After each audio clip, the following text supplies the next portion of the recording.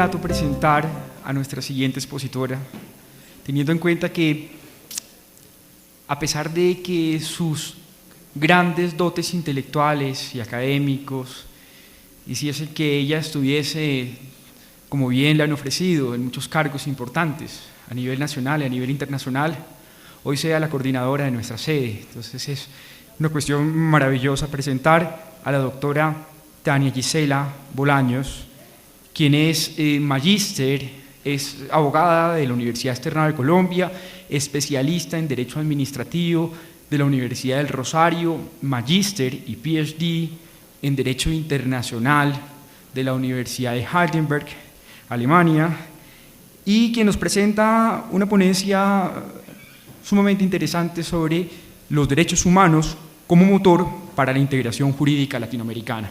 Recibamos entonces con un fuerte aplauso a la doctora Tania Elena Bolaños. Tania,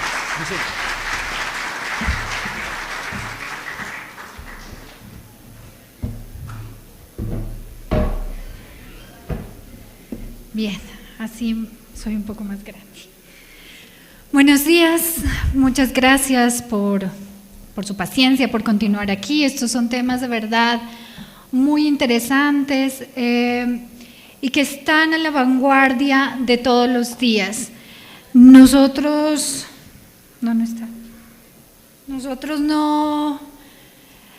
a veces la mirada que hacemos del derecho internacional, del derecho comparado, la vemos como es algo lejano, no está aquí, no tenemos que estudiarla, porque lo que nos importa finalmente es nuestro derecho nacional. Pues si escucharon atentamente las conferencias de ayer y de hoy, eso no es cierto. Ese derecho, esas normas, esa jurisprudencia vincula sobremanera lo que hacemos día a día. Respecto a la presentación que nos hacía el profesor Alexander Eisenstadt, nosotros también tenemos muestras de distintos procesos de integración. Por ejemplo, así como las banderas guatemaltecas, las banderas centroamericanas, aquí está, son similares, nuestras banderas también, las banderas de Ecuador, de Venezuela, de Colombia, también son muy similares y derivan de una bandera común, la de la Gran Colombia.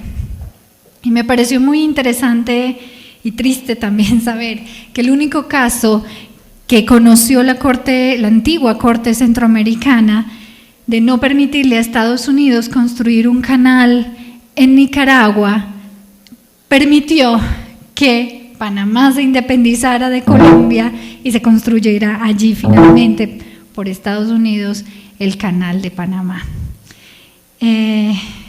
Además, mencionaba el profesor unos aspectos importantes que vamos a revisar aquí a lo largo de mi exposición, que es un poco más concentrada, un poco más corta, y además ustedes tienen la oportunidad de escucharme más constantemente.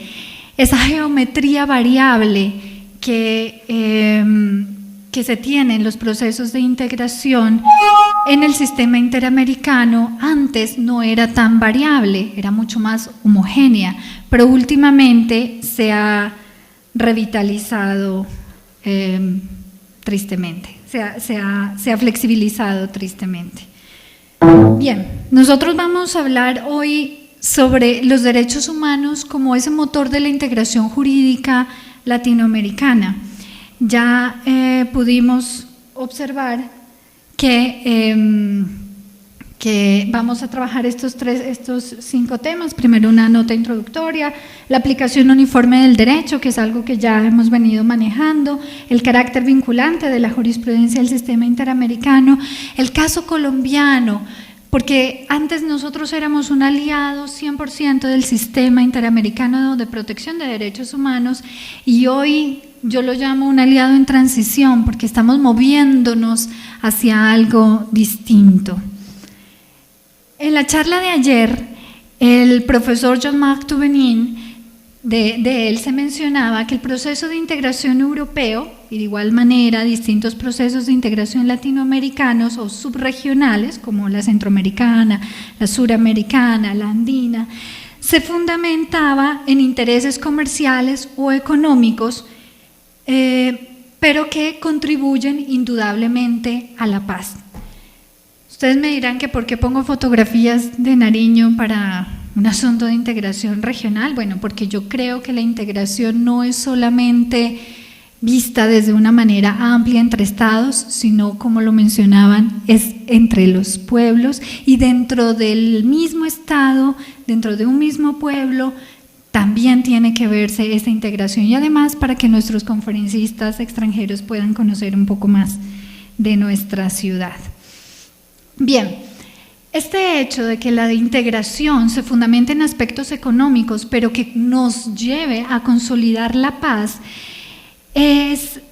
no se opone entonces a los procesos de pacificación regional como los que está viviendo Colombia. Por el contrario, permite fortalecer tal espíritu, acallar los fusiles y reconstruir el tejido social. ¿Por qué? Porque la integración regional promueve desarrollo, promueve transformación, creación de comunidad, genera estabilidad democrática y respeto por los derechos humanos y naturalmente también por el medio ambiente, que es un tema fundamental. La integración latinoamericana, en su concepción moderna, se inició con el Tratado de Montevideo de 1960, por el que se constituyó la Asociación Latinoamericana de Libre Comercio, conocida como ALALC.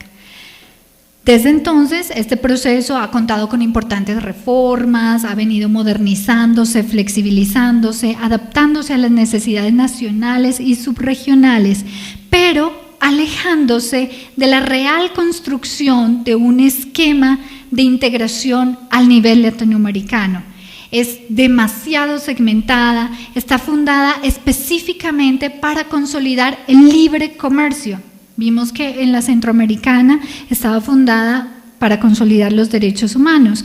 La latinoamericana o la suramericana, básicamente, la idea es más de libre comercio, como fue la europea en un principio. Y aunque entre sus fines está la creación de una verdadera integración social, económica, política, porque eso lo dicen todos los tratados, está en realidad demasiado centrada hacia el libre comercio, al punto que éste se aplica aunque los pueblos no estén preparados para ello. Por ejemplo, tenemos toda la situación presentada con los tratados de libre comercio.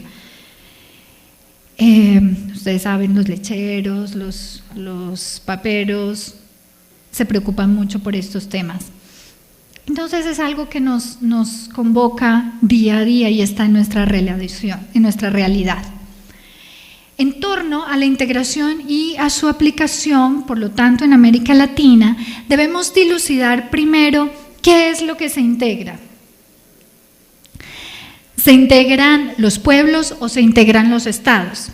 Bueno, pues ustedes ya conocen la respuesta porque el conferencista anterior se las adelantó, pero en Europa, Jean Monnet sostenía que lo que se integraban eran los pueblos, mientras que el general de Gaulle sostenía que lo que se integraban eran los estados.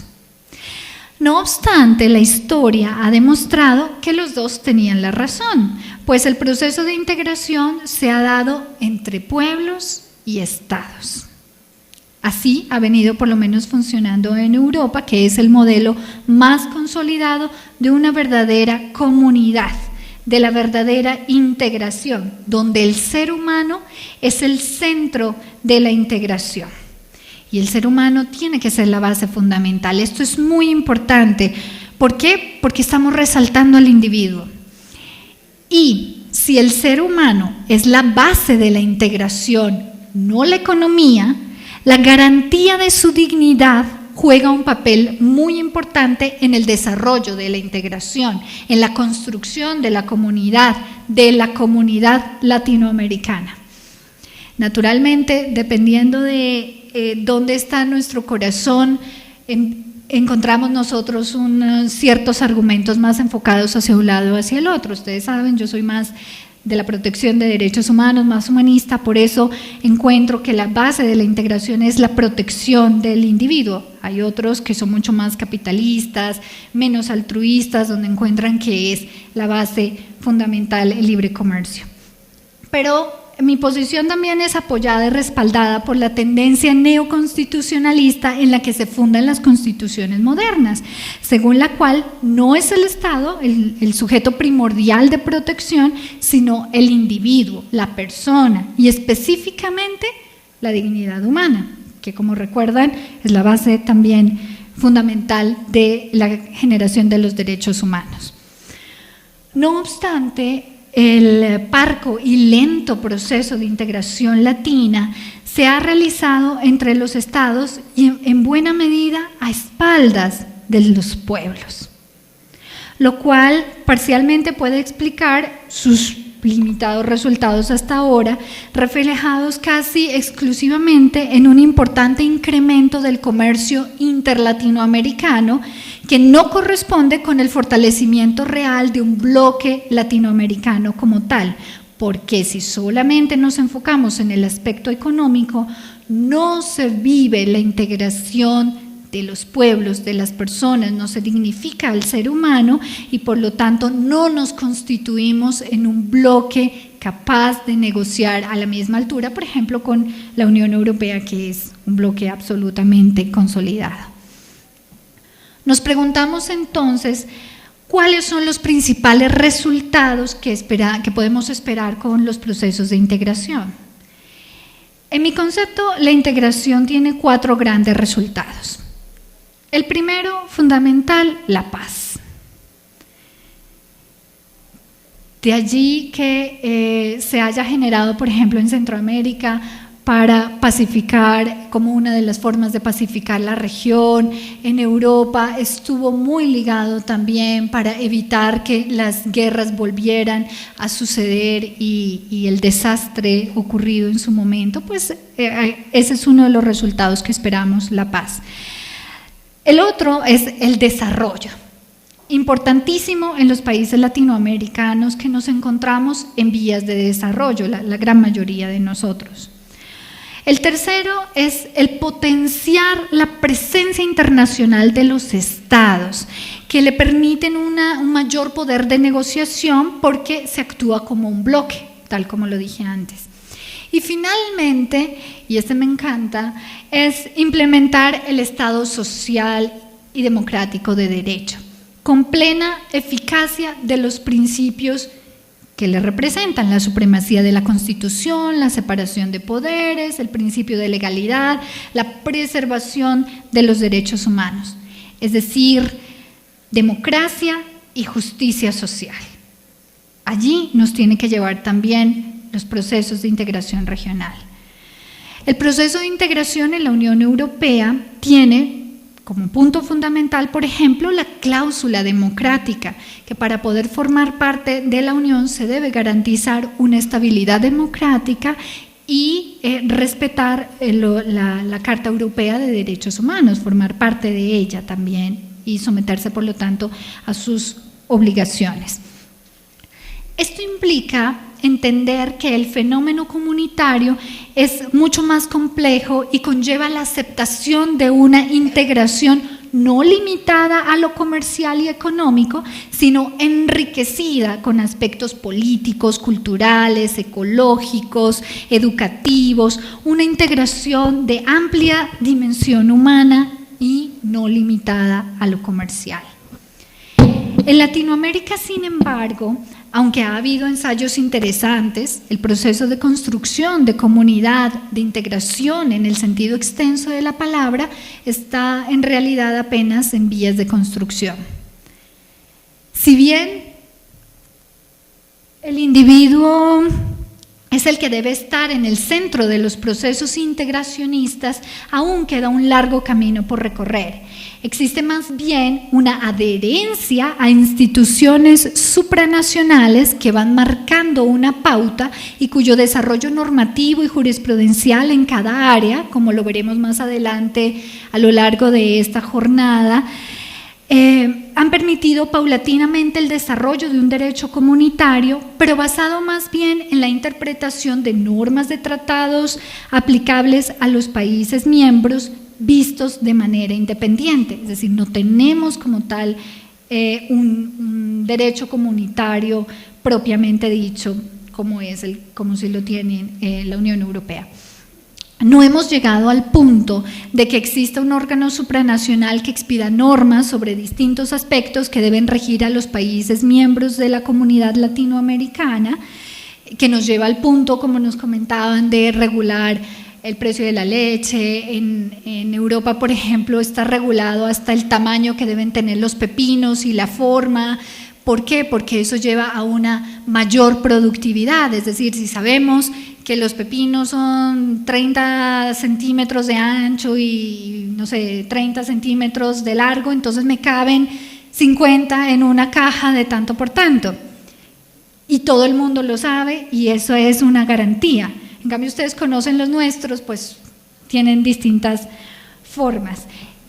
Eso ha permitido en Europa que haya mayor competitividad, mayor productividad, y son reglas que uno pensaría absurdas, pero que en general van ligadas a ese proceso de desarrollo económico e integracionista que han desarrollado.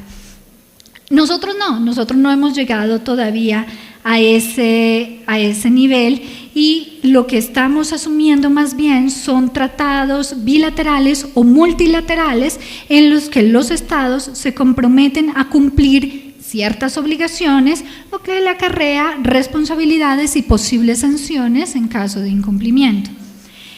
Y en este aspecto, el desarrollo de los derechos humanos en Latinoamérica ha permitido la creación de un marco común de protección de los derechos humanos cada vez más amplio a través del sistema interamericano.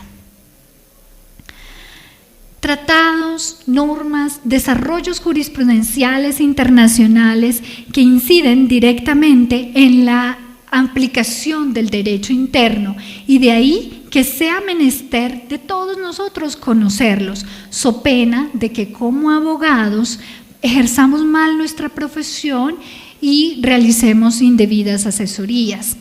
Los estudiamos más que como derecho comunitario, porque como tal no existe, como derecho internacional.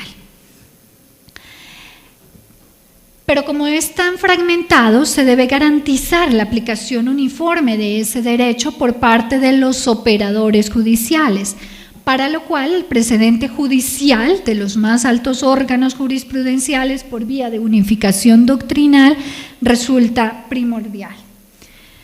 Entonces hablemos un poco de esta aplicación uniforme del derecho, que es, como podemos ver nosotros, la integración jurídica latinoamericana en materia de derechos humanos. Tradicionalmente, el juez, todos ya lo conocen porque eso se estudia desde primer semestre, está vinculado exclusivamente al imperio de la ley, ¿cierto? Sin embargo, también está limitado por el precedente fijado por el superior frente a la aplicación o interpretación de una norma concreta, lo cual resulta, de un lado, en el respeto por la igualdad en la aplicación de la ley, y del otro, en el respeto del principio de confianza legítima de los asociados frente a las decisiones judiciales, de forma tal que se evite la arbitrariedad. Imagínense ustedes que un juez, que dos jueces diferentes sobre casos con hechos fácticos iguales, pues asuman decisiones completamente contrarias. ¿Dónde queda la seguridad jurídica? ¿Hacia dónde iría el desarrollo en nuestro país o en los países latinoamericanos? Por lo tanto, la interpretación que realizan las altas cortes determina el contenido y alcance de los preceptos normativos e integran de esta forma el imperio de la ley, a la que están sujetos los jueces en la toma de sus decisiones. De ahí la relevancia de la jurisprudencia en países en los que, como el nuestro, la materialización de los principios y derechos consagrados en la Constitución parece ser una ilusión. La fuerza de estos derechos y su desarrollo a través de la jurisprudencia de las altas cortes ha hecho que el principio de legalidad, pilar del Estado de Derecho, implique no solo la sujeción a la Constitución y a la ley, sino también el acatamiento de la jurisprudencia. Y ustedes me dirán, pero si nosotros no pertenecemos al sistema anglosajón, que es donde el Commonwealth, la jurisprudencia y el precedente es fundamental, sí, en Estados Unidos, en Inglaterra.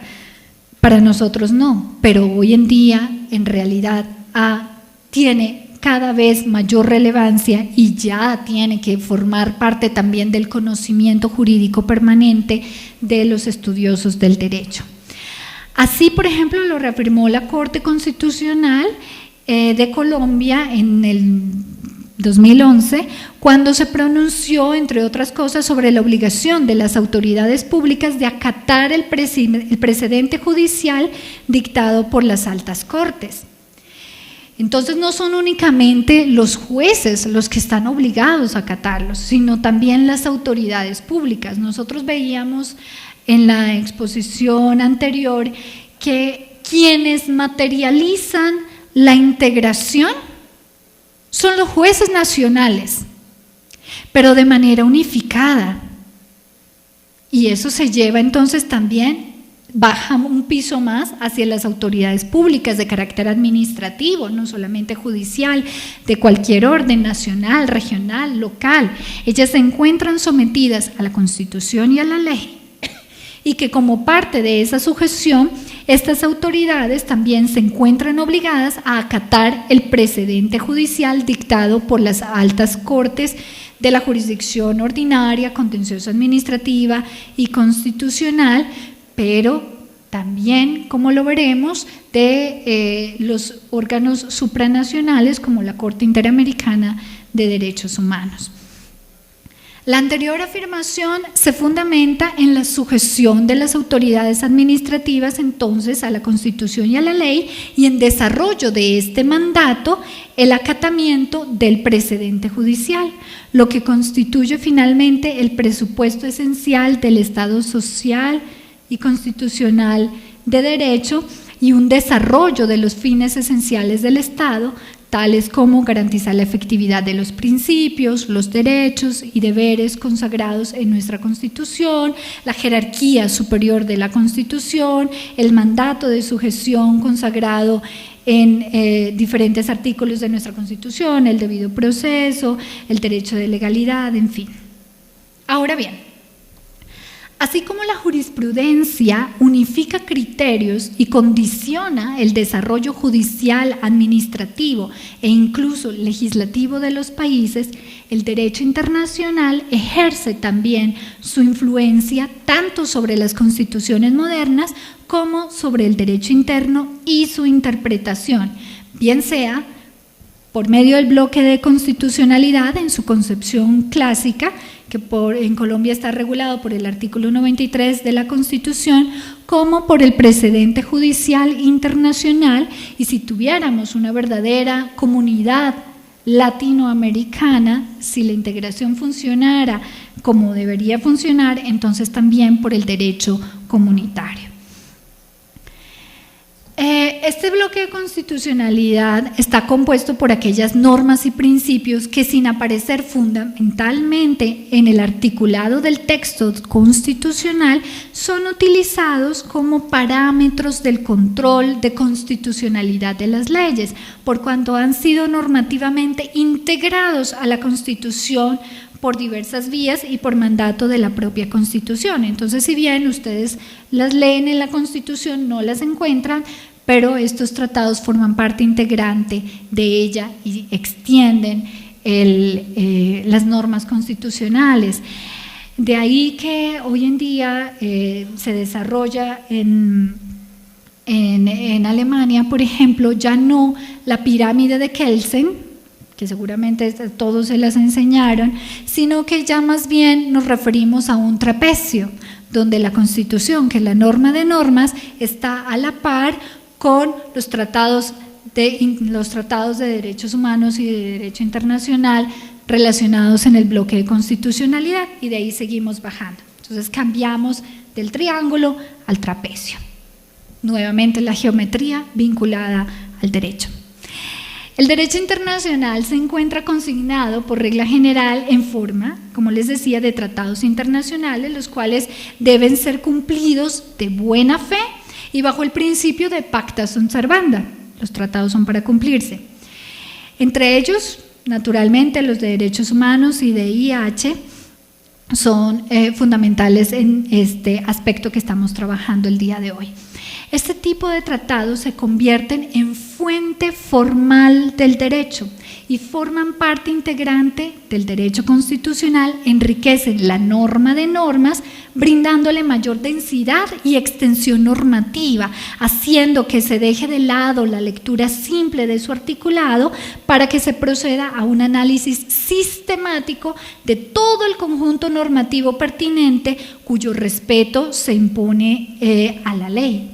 O sea, está por encima, todo lo cual contribuye a la conformación del derecho constitucional común en América Latina. En este marco común latinoamericano, los instrumentos concebidos para proteger y promover los derechos humanos conforman lo que se conoce como el Sistema Interamericano de Protección de los Derechos Humanos, cuyos tratados, entre los que se destacan la Convención Americana, forman parte integrante de nuestra Constitución Política debido al bloque de constitucionalidad. En consecuencia, los operadores judiciales nacionales, antes de tomar su decisión, están obligados a analizar la situación planteada a la luz de la Constitución Política, que todos ustedes conocen, pero también de la Convención Americana, realizando lo que en el sistema interamericano se denomina como control de convencionalidad. Esto nos lleva entonces a un desarrollo jurídico común en materia de derechos humanos en Latinoamérica. Como lo decía el profesor Eisenstadt, el juez de la integración son los jueces nacionales. Esta jurisprudencia del sistema interamericano tiene, por lo tanto, un carácter vinculante. En el sistema interamericano de derechos humanos de protección y promoción de los derechos humanos se encuentra conformado por dos órganos principales, la Comisión Interamericana y la Corte Interamericana de Derechos Humanos, que es el legítimo intérprete de los instrumentos que integran el sistema. Según el artículo 68 de la Convención, los Estados partes en la Convención se comprometen a cumplir la decisión de la Corte en todo caso en el que sean parte, naturalmente.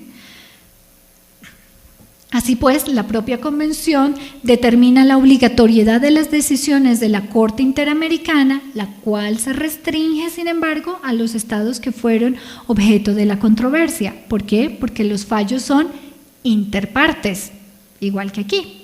No son, en principio, erga omnes. No obstante, el acatamiento de la jurisprudencia de la Corte Interamericana, y esto es lo que nos está llevando a ese marco común de integración en derechos humanos, jurídico de derechos humanos, no puede excluir a los estados que no formaron parte de la controversia específica, puesto que es mediante los pronunciamientos de esta Corte como se determina el contenido y alcance de los derechos humanos protegidos por el sistema interamericano. En suma, es ella la encargada de darle sentido a las disposiciones de la Convención en el ejercicio jurisdiccional. Ha sido la propia Corte Interamericana, por medio de la jurisprudencia, encargada de determinar esta obligatoriedad. Nos dice la Corte Interamericana que es consciente que los jueces y tribunales internos están sujetos al imperio de la ley y por ello están obligados a aplicar las disposiciones vigentes en el ordenamiento jurídico.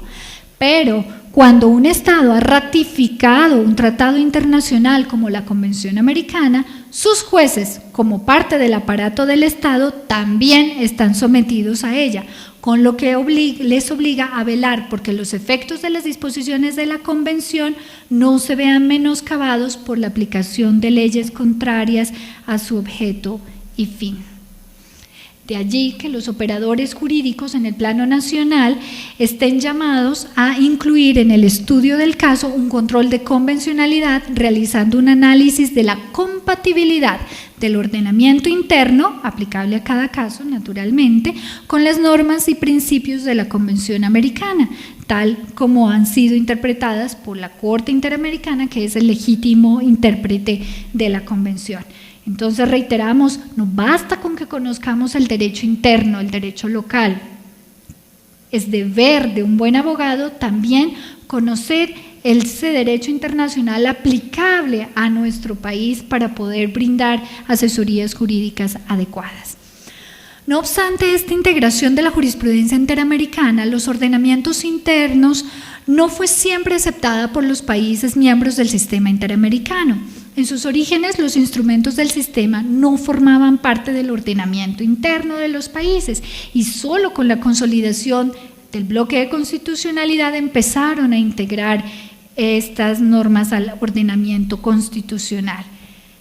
Posteriormente, la importancia de la jurisprudencia de la Corte Interamericana ha sido señalada por las altas cortes de distintos países, Argentina, Colombia y demás, quienes consideraron que la jurisprudencia de la Corte Interamericana servía para interpretar el alcance de los derechos constitucionales. Entonces, no solamente de los derechos consagrados en la Convención, sino que lo llevan más allá, a cómo los derechos que se encuentran en nuestra normatividad interna deben ser interpretados, siempre a la luz de ese derecho internacional que empieza a fungir como integracionista en el aspecto de derechos humanos.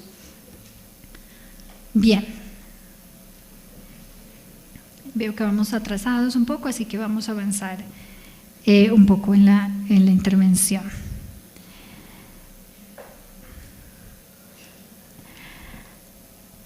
Así las cosas, la jurisprudencia debe ser considerada como vinculante, por lo tanto, de aplicación obligatoria para los jueces nacionales en la resolución de todos los casos.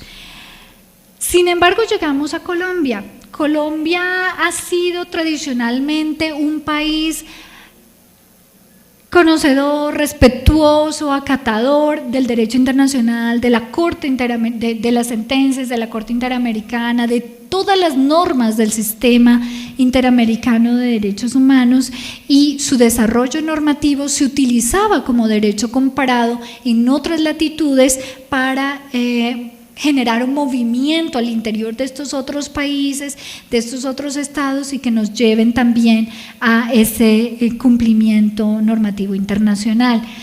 Pero nos encontramos en procesos de negociación, nos encontramos con una disyuntiva que nos presenta el camino hacia la paz, esa paz que avisoramos pronto, y por lo tanto, nos encontramos en transición, y le he llamado a esta parte Colombia un aliado en transición.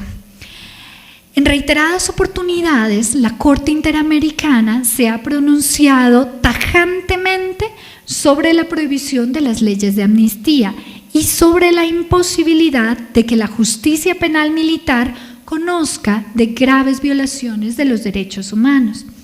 Esta jurisprudencia ha sido acatada por el Estado colombiano, bien sea porque ha sido parte del proceso o bien porque sin serlo la ha respetado, es decir, veníamos siendo conscientes de ello, y la diferencia de la justicia penal militar de la justicia ordinaria era clara, definida, cero amnistías, no hay prescribilidad de las graves violaciones de derechos humanos y del VIH, en fin.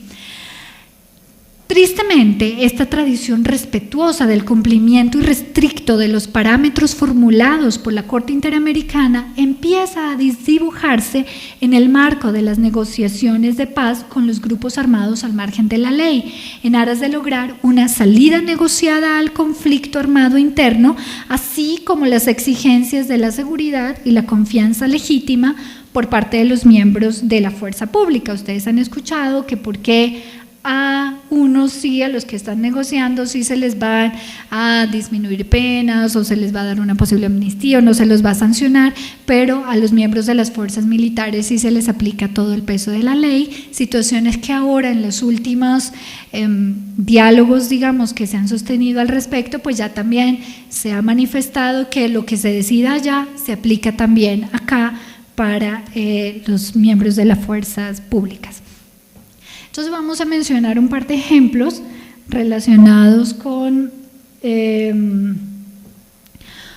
con la reforma, con el acto legislativo mediante el cual se introdujo reformas al sistema de justicia penal militar previsto en la Constitución Política Colombiana, que es el proyecto de ley que reglamenta el fuero militar en Colombia.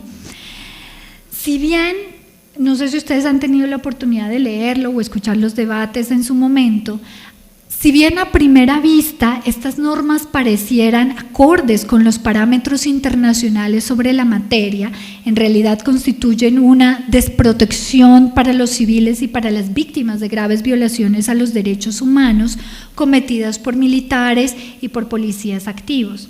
Por ejemplo, la definición de blanco legítimo, incorporada en la nueva normatividad, le confiere la categoría de combatiente del derecho internacional humanitario a los civiles que participan activamente en el conflicto, incluso si dicha participación no ocurre en el momento mismo de las confrontaciones armadas.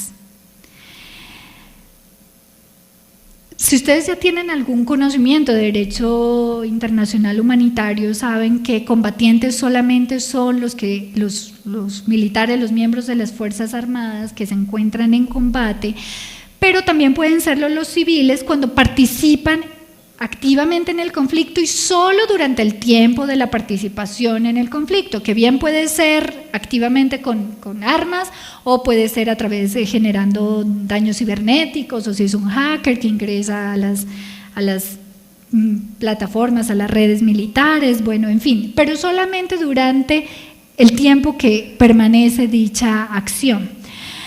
La normatividad actual que se discute en Colombia lo amplía en violación del derecho internacional humanitario, de los parámetros contenidos en la Corte y brindados por la Corte Interamericana a los civiles, cualquiera sea el momento. O sea, basta con que hayan participado una vez y desde ahí se consideran combatientes y por lo tanto sujetos pierden la protección especial brindada como civil y serán perseguidos por la justicia. Asimismo, determina la no responsabilidad del superior jerárquico por su posición como tal, el comandante, el general, etcétera, sin que para ello se tenga en cuenta el nivel de mando y control efectivo ejercido por este. Es decir, no importa el grado de dirección, coordinación o supervisión sobre las operaciones militares que éste desempeñe precisamente por su posición jerárquica. Situación que posiblemente dejará en libertad debido al principio de favorabilidad de la ley penal, a personas previamente condenados por su responsabilidad en la cadena de mando. ¿Qué nos dicen ahora? Usted es general, era general en aquella época y quienes cometieron la violación grave a los derechos humanos eran los soldados de X batallón. Pues usted no era responsable, señor general, y entonces queda libre, el que lo hizo es el que responde. Va en contravía naturalmente también de este derecho común de derechos humanos del sistema interamericano. Tenemos que tener en cuenta siempre esa cadena de mando, el nivel de control es fundamental y hay distintos tipos de control y con base en eso varía seguramente su responsabilidad, pero el proyecto los determina, los absuelve completamente de cualquier tipo de responsabilidad. Entonces, ustedes ven, siempre uno escucha constantemente que no, que sí están respetando porque las normas dicen claramente que las graves violaciones de derechos humanos van a ser conocidas por la justicia ordinaria. Si leemos en detalle las normas de la reforma, eso no es cierto y serán de difícil ejecución. Por ejemplo, hay una norma que expresamente determina que los crímenes de lesa humanidad, entre los que se destacan la desaparición forzada, la ejecución extrajudicial, los falsos positivos que les llaman tradicionalmente, serán conocidos por la justicia ordinaria. Pero la tipificación de las conductas que configuran este tipo de crímenes es de tal complejidad que muy difícilmente su comisión encajará en los tipos definidos por la ley y por lo tanto su conocimiento va a pasar a manos de la justicia penal militar, lo que sin duda pues contradice el interés general de que estos hechos punibles sean investigados por la justicia ordinaria.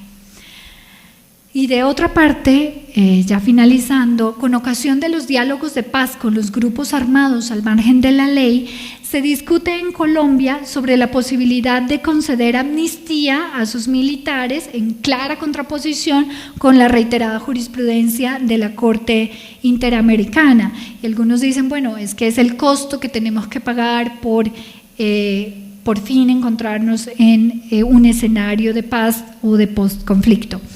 De hecho, el Acuerdo General para la Terminación del Conflicto y la Construcción de una Paz Estable y Duradera, firmado por el Gobierno Nacional y las Fuerzas Armadas Revolucionarias de Colombia, el Ejército del Pueblo, FARC-EP, específicamente determina, abro comillas, que el Gobierno Nacional coordinará la revisión de la situación con las personas privadas, procesadas o condenadas por pertenecer o colaborar con las FARC-EP y revisará y hará las reformas y ajustes institucionales necesarios para hacer frente a los retos de la construcción de la paz, de manera muy amplia, sin ningún límite ni ningún parámetro normativo nacional o internacional al respecto.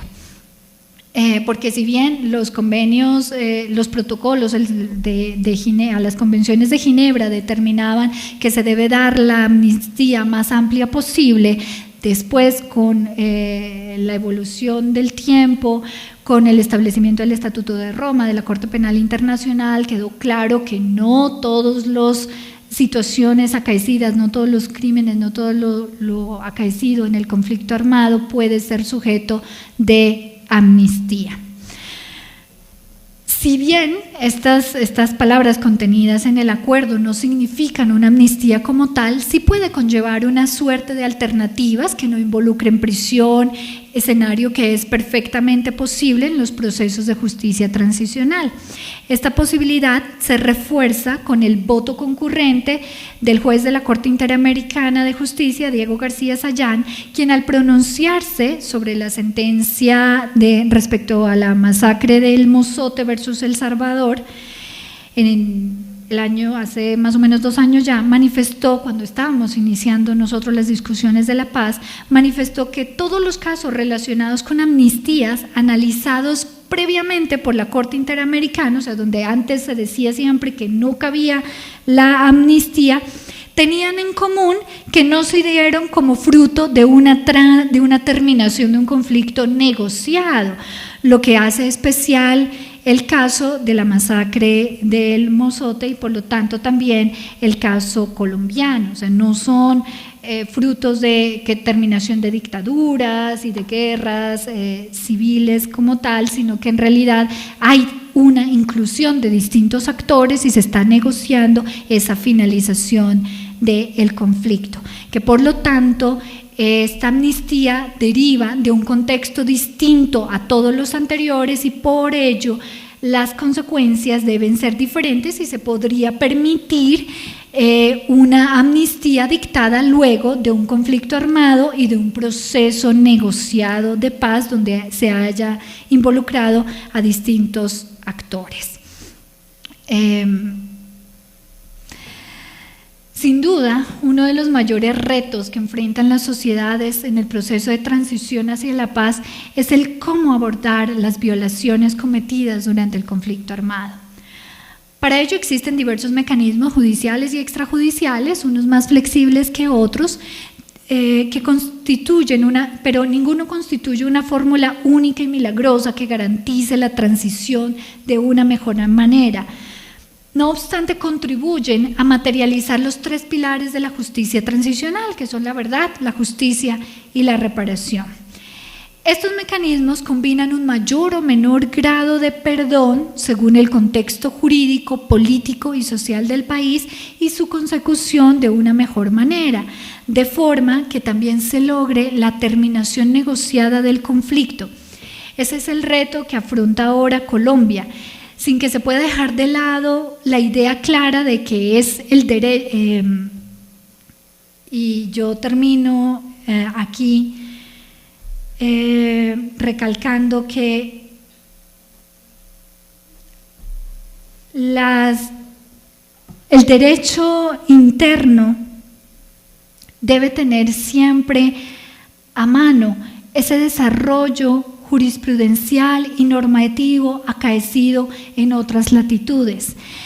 Así no tengamos una integración jurídica o no tengamos todavía una comunidad latinoamericana constituida como tal, sí empieza a tener un camino a través de distintos procesos normativos, este proceso de integración regional desde diferentes perspectivas. Y el derecho interno debe también ser partícipe de esta irradiación brindada fundamentalmente por los derechos fundamentales, sobre todo el ordenamiento jurídico. Aunque el alcance no se encuentra todavía plenamente determinado y el debate se amplía con las distintas realidades y debe acoplarse el derecho a las necesidades del Estado, no puede olvidarse, como lo diría el profesor Alexander, que no es el derecho el que debe estar al servicio de la política, sino la política supeditarse al derecho. Y en eso los conmino a ustedes como futuros juristas para que hagamos respetar siempre los derechos fundamentales a la luz del desarrollo internacional y en marcha y teniendo siempre en cuenta el desarrollo de una justicia social y la reconstrucción del tejido social. Muchas gracias.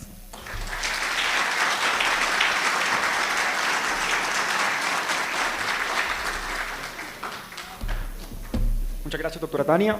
A continuación, el periodo de preguntas. Por favor, levanten su mano. Muy bien.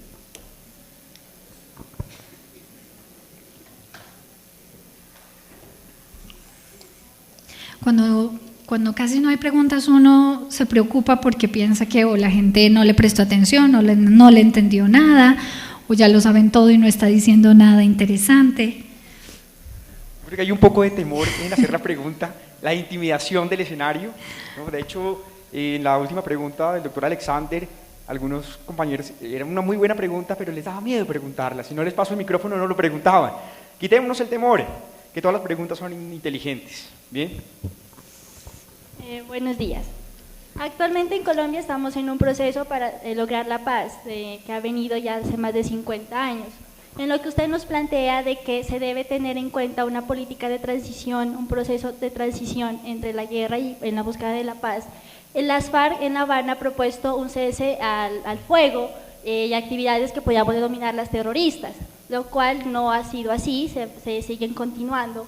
Entonces usted nos plantea de que la reforma al fuero militar no está de acuerdo con las políticas internacionales, pero sí se plantea de que los jefes de las FARC van a tener cierta forma amnistía por esas actividades. En su opinión, ¿usted cree que estas personas no deben pagar por los crímenes que han cometido y se les debe dar representación política? ¿O cuál es en su propuesta, pues, en su opinión personal? O sea, ¿qué opinión tiene acerca de eso, de la representación política que se les va a dar a pesar de las violaciones que han cometido ellos contra los derechos humanos? Gracias.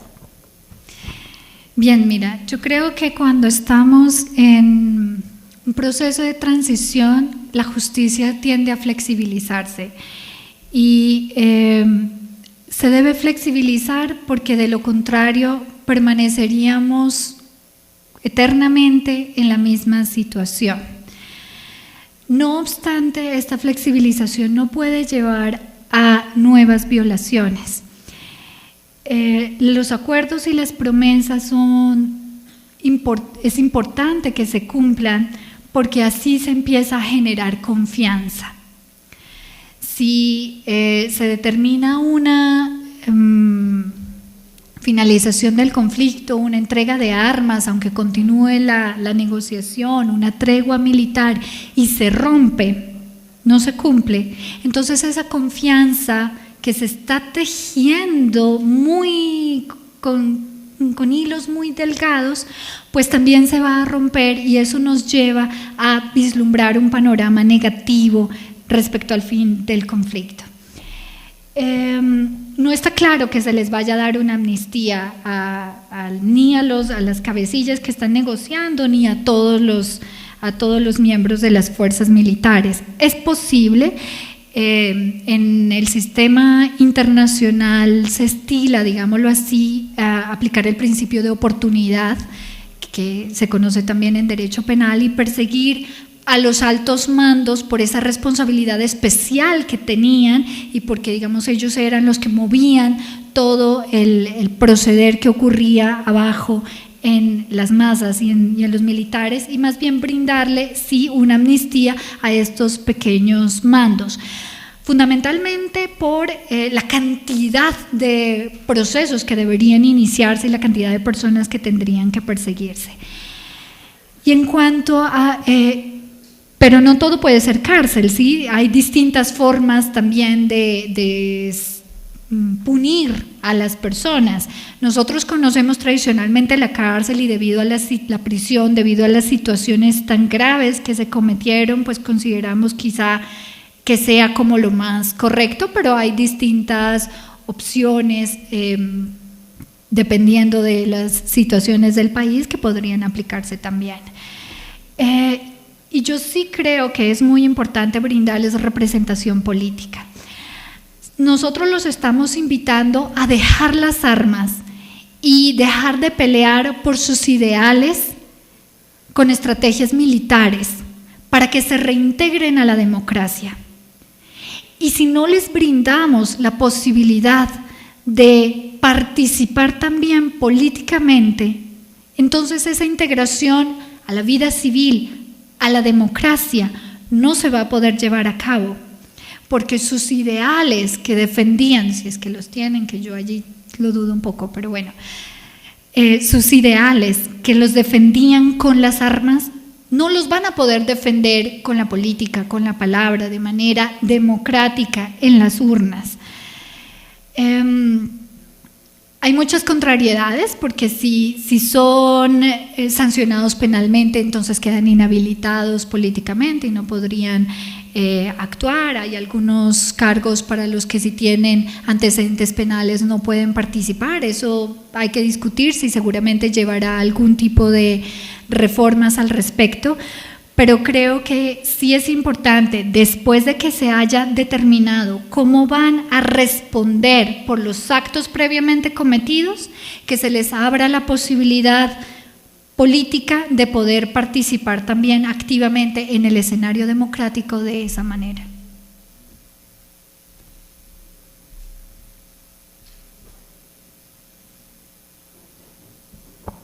Buenos días, doctora. Gracias por darnos la oportunidad de escuchar esta exposición que usted hace. Anteriormente se había referido usted a la aplicación del derecho internacional como, digamos, una idea que trajo la Constitución del 91 en el marco del bloque de constitucionalidad. Soy operador judicial.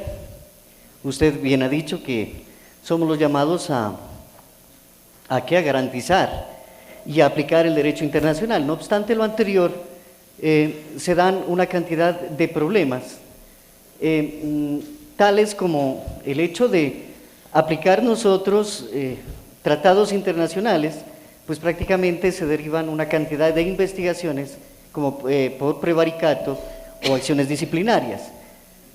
Apartándonos de ese concepto, voy a la pregunta. la Corte Constitucional, a raíz de sentencias de la Corte Interamericana, ha tomado una cantidad de directrices de ellos. Me refiero exactamente a la sentencia 025, si no estoy mal, de 1995, en la que la Corte habla del derecho a la propiedad. En Colombia, el derecho a la propiedad es un derecho de segunda generación. Sin embargo, al sufrir esa transmutación, cuando existen personas débiles, pues prácticamente cambia la aplicación del derecho y se vuelve de aplicación inmediata y por lo tanto operaría la tutela. Ese es uno de los casos. Otra, en sentencia 760 de 2008, la Corte Constitucional transmutó el derecho a la salud como un derecho de segunda generación y lo pasó de primera generación para que se aplique de manera inmediata. De igual manera, podemos hablar que la pregunta mía es, ¿usted cree que la Corte Constitucional, en ese sentido, está legislando o simplemente está aplicando el derecho internacional? Gracias. Bueno, yo creo que ha habido un gran debate respecto a ese activismo judicial de nuestra Corte Constitucional y que iba ligado a ese acatamiento puro de las sentencias de la Corte Interamericana de Derechos Humanos, donde desarrollaba todos sus conceptos, incluso si no había sido parte del proceso específico.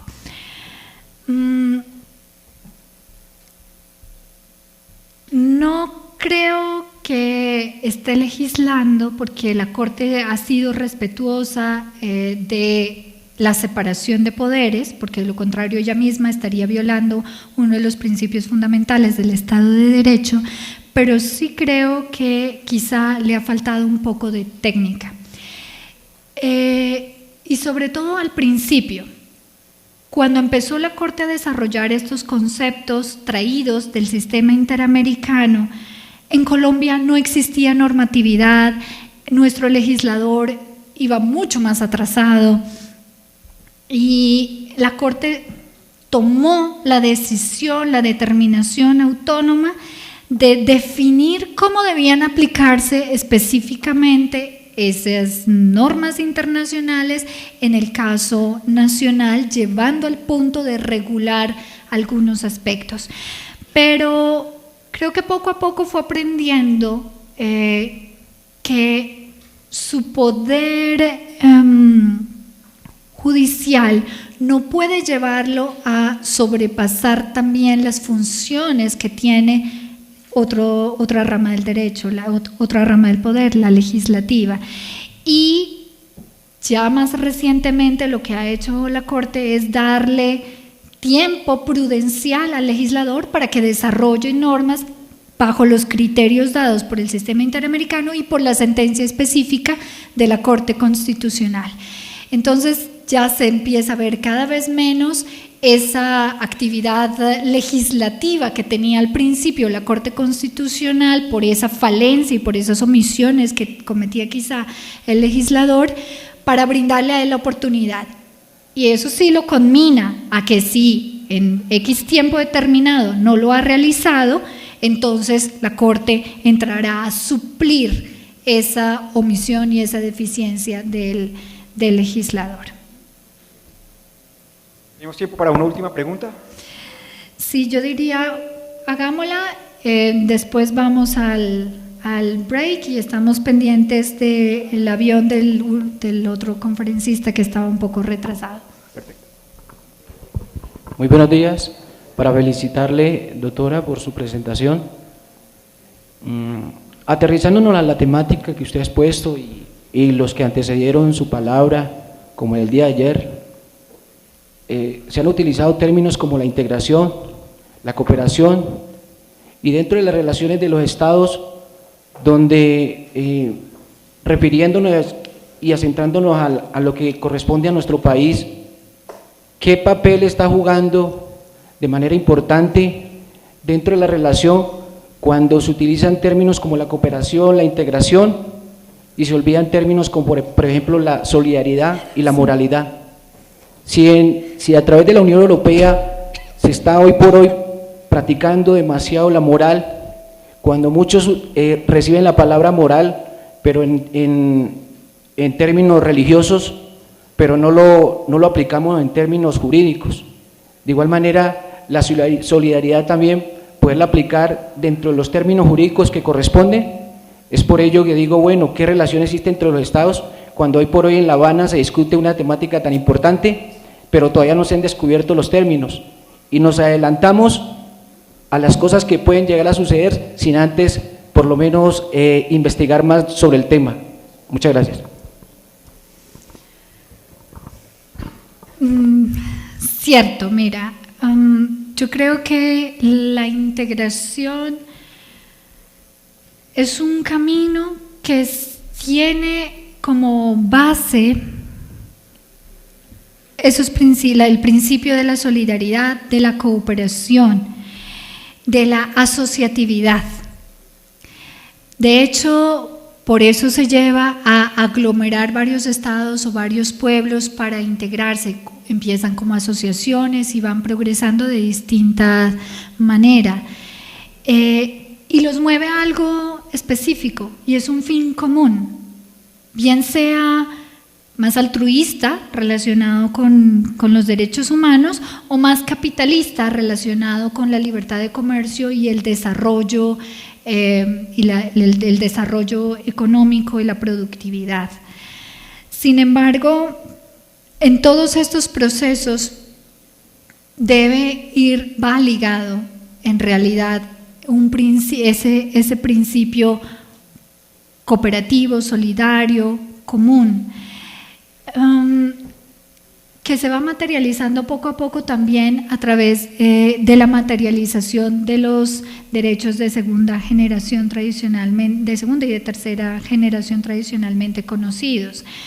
Miren que estos derechos o la categoría de estos derechos surgió al analizar los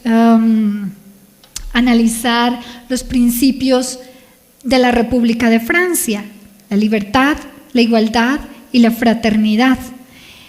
La libertad lleva implícito todos los derechos de primera generación. La igualdad lleva implícito los derechos de segunda generación.